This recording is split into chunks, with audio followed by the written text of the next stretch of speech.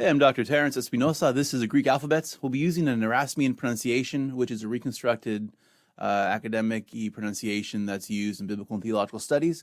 And for all of its strengths and weaknesses, what I've received, I pass on now to you. So here's a Greek alphabet. As an overview, we'll look at it again at the end of this video. The top row is the capital letter version of the alphabet. The second row is the lowercase version of the alphabet, and the letters correlate to one another. Alpha and alpha, beta, beta, and so forth. You'll notice a third row with just one letter.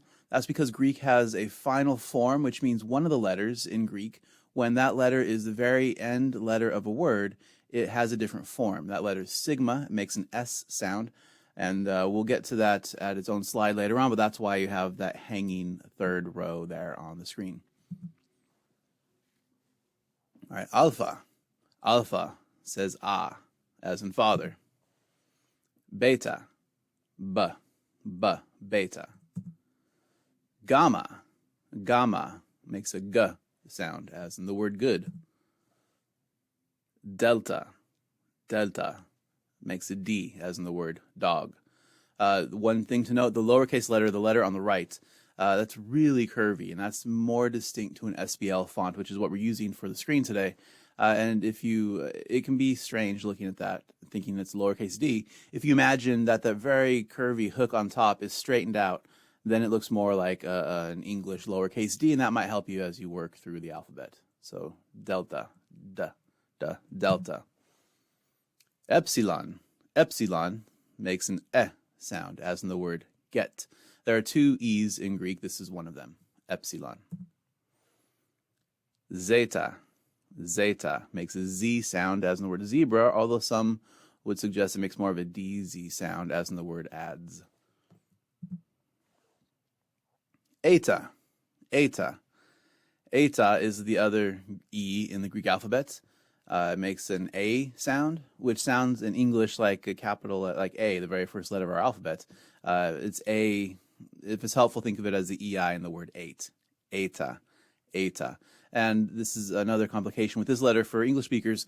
The capital version of eta looks like an H. The lowercase version looks like an N with a fang at the end. And so you just work at it and get used to it. Nevertheless, this is eta. Eta makes an A sound. Theta. Theta. TH as in thick. Theta.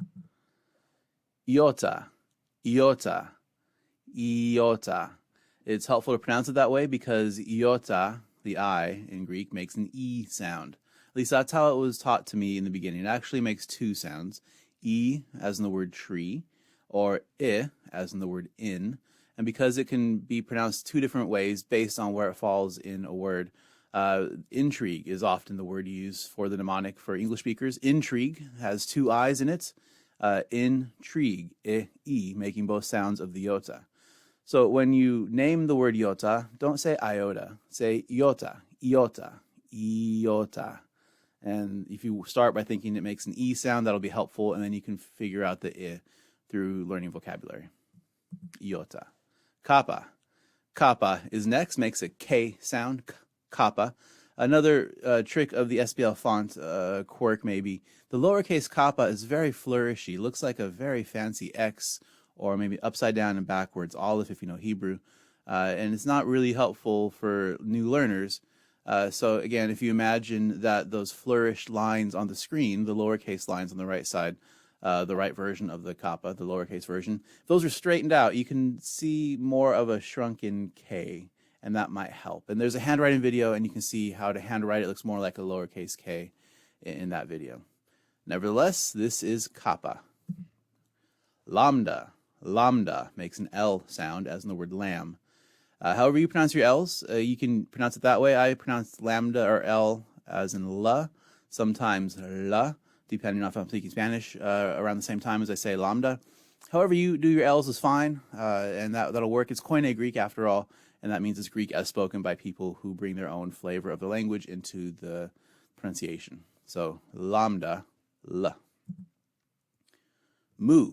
Mu is next, makes an M sound, as in moon. Mathematicians and others will say mu, and that's fine. but it's not how we pronounce it in the Guild for Academic, Biblical, and Theological Studies. But again, it's koine, so if you want to say mu, that's fine, go for it. Makes an M sound, no matter how you say the name. Mu. Nu is next. Nu makes an N sound. Again, this is another tricky letter when you're reading it, when you're learning Greek, if you're an English speaker, because the lowercase nu looks just like a V, a lowercase v. And that's one of the things that you'll maybe make a flashcard on and study for a while. Eventually you'll figure it out. If it helps for now, if you imagine the lowercase nu, the V on the right side, if you imagine a dotted line that goes from the uppermost left part of that letter going straight down, then you have almost an italicized shrunken capital N. That makes an N sound. That might help. Otherwise, just work at what looks like a V is a nu, and it makes an N sound in Greek. Xi. Xi. Xi makes a KS sound as in socks. Xi. The font in front of you has a serif font for the capital letter. Often when it's handwritten, it's just 3 lines, which looks like the menu bar on a lot of websites or on mobile websites. Anyway, so that it takes a while to get used to. It's a Xi sound. The lowercase version looks like a cursive E with a hook on the bottom, none of which is helpful for the X sound if you're an English speaker. So this is another letter you may have to work out for a while, but you'll get there. Xi, Xi, Xi. Omicron, micro O, Omicron. Omicron makes an ah sound as an otter. It doesn't make an O sound. There's a different Greek letter, another O in Greek that makes an O sound. This one properly makes an ah sound. So if you see Omicron and pronounce it Omicron, that'll help. Remember that it makes an ah sound, as in the word otter in English. P. P. You'll probably call it pi, and that's fine. I did too for a very long time when I learned Greek. When I learned Greek, it makes a p sound. And because I's make an E sound in Greek, we call it P. Rho. Rho makes an R sound, as in the word room, or an RH sound in rhombus. However you pronounce your rho's is fine. In fact, if you say ro or ro or maybe another pronunciation of your R, again, you can import the R sound in your language, and that'll be just fine. Again, the R, that if it's a very American R, so that probably wasn't what this sounded like in the biblical time period. But it's how we approximate it. But if you approximate your R's differently or pronounce them differently, pronounce them how you pronounce R's, and it'll be just fine for rho. Sigma. Sigma makes an S sound, as in the word signal. This is the uppercase and lowercase version, and this is the final form letter, the letter that has a final form. So what you see on the screen in front of you, in the uppercase version of sigma, there's no final form. It looks like that, which looks like an angular E, but it's really not. It's a sigma. The lowercase version is what has a final form. The lowercase version on the right, a circle with a little lid on top or a little overhang there, that's the normal version of the sigma that you'll see most often. If that letter, if sigma is the last letter of a word, like in the word Jesus, which is Jesus' name, the Jesus, the first is this, looks like this on the screen. The last S in Jesus' name, Jesus, will look like this next letter, the final form of a sigma. On the handwriting video, you can see where the shape is on your imaginary line. That little hook goes below the line. It looks like a little C with a little tail, or maybe an S that had the bottom half shrunken. And so this is probably easier for English speakers to recognize than the other sigma. So this is the final form sigma. They both pronounce like an S, however you pronounce your S's, and that would be sigma. So sigma, final form sigma. The next letter, tau. Tau. Tau. Makes a T sound. Upsilon. Upsilon. Upsilon makes an U sound, as in the word flute, or maybe U, as in Uber. Either way is fine. It's not Again, that's a very American sounding U. That's not how we pronounce it in the Guild. It's U, Upsilon, or Upsilon. Either way is fine. Phi. Phi. Again, I's make E sounds, so you pronounce this letter. The name of it is Phi. Makes a PH sound or an F sound, as in the word phone. Phonics. Phoneo. is a Greek word.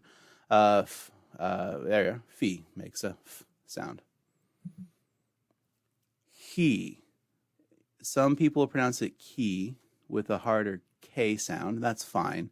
In the more traditional Erasmian pronunciation, it's more of a guttural. So it's CH like in the word Lach or Johann Sebastian Bach. It's a slight guttural. If you are a Hebrew speaker pronouncing this, you might have a little more of a guttural sound to it, and that's fine too. So I call it he. I pronounce it he. This is how it was taught to me. It's how I teach my students to pronounce it, but that's very different than fraternities today when they pronounce it chai or kai. That's all right for them, and if you pronounce it that way too, that's fine. We won't hassle you for it. But in this pronunciation scheme, it's named he and makes a ch sound, a slight guttural. Psi, psi, makes a ps sound, psi, as at the end of the word tops. Psychology, if you pronounce the p in psychology, that's the psi sound. Is from, in Greek, it would be this letter for psuke. Psi makes a ps sound. Ps.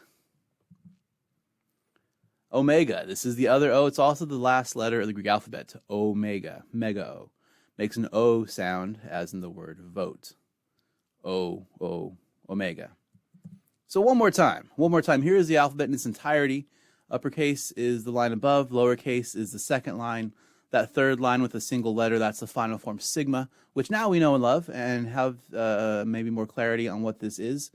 The last thing to note is that if you are learning Greek for a class, a biblical studies class or Koine Greek class or anything along those lines, you'll often focus on the lowercase letters. In fact, many people, even professors, it takes a while to learn the uppercase, and we don't usually expend effort doing that because we're so busy learning the lowercase letters and then moving on in the Greek class.